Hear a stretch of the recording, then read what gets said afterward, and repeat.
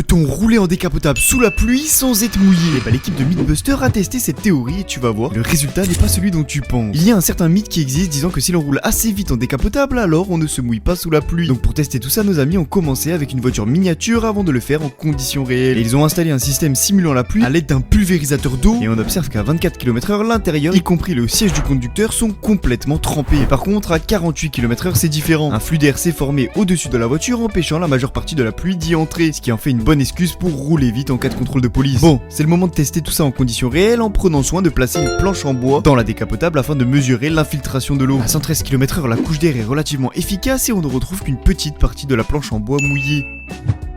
Mais par contre à 145 km/h, la planche est complètement sèche. Et ils ont attribué ça à l'effet du pare-brise qui crée une bulle d'air déviant la pluie par-dessus l'habitacle. Alors bon, rouler à 150 sur route mouillée, je te fais pas un dessin mais va falloir éviter, sauf si tu veux finir dans un arbre. Bref, conclusion, achetez une voiture avec un toit et faites pas chier.